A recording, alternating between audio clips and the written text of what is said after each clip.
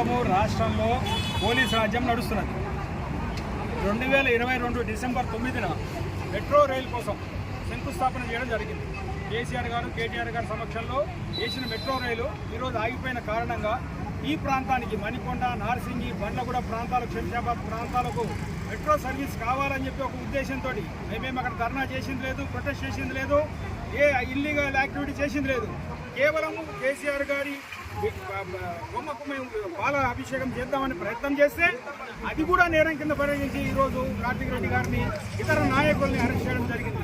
దీన్ని మేము పూర్తి స్థాయిలో ఖండిస్తున్నాం. ప్రధానంగా అరెస్ట్ చేయలేదు, పాలాభిషేకం కూడా పోలీసులు అరెస్ట్ చేస్తారు. ఇది ఎప్పుడైనా ఇంతకు ముందే చెప్పిన నేను, ఇది ప్రస్తుతం రాష్ట్రంలో పోలీస్ రాజ్యం నడుస్తున్నది.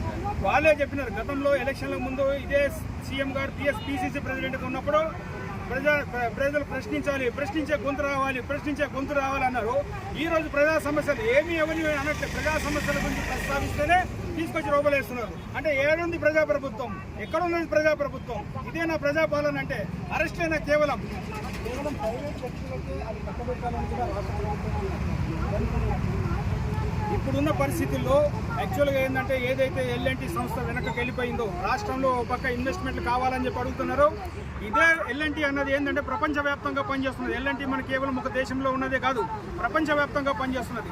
ఈరోజు వాళ్ళు ఇన్వెస్ట్మెంట్స్ పెట్టినప్పుడు ఇన్వెస్ట్మెంట్ వారికి సరైన సహకారం అందించకుండా వాళ్ళ నుంచి మెట్రో తప్పించడం అన్నది చాలా దుందుడుకు చర్య. ఎందుకోసం అంటే, ఎప్పుడైతే ప్రపంచవ్యాప్తంగా ఉండే సంస్థలన్నీ చూస్తాయి, ఏ రకంగా ఒక ఇక్కడున్న సంస్థని, దేశంలో ఉన్న సంస్థనే మీరు బయటికి దోచేస్తే బయట నుంచి వచ్చేవాడు ఇన్వెస్ట్ చేస్తాడు.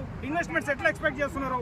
అది పూర్తిగా ద్వంద్వ వైఖరి వహిస్తున్నారు. కేవలం వాళ్ళ స్వార్థం కోసము, వాళ్ళకి ఎవరికో కావాల్సిన వాళ్ళకు కట్టబెట్టేదానికోసము ఈ కార్యక్రమాలు చేస్తున్నారు తప్ప కానీ వ్యవస్థని ఇంప్రూవ్ చేద్దామని కానీ, పబ్లిక్ ట్రాన్స్పోర్ట్ని ఇంప్రూవ్ చేద్దామని కానీ అసలు ఏమాత్రం ప్రయత్నం చేయలేదు.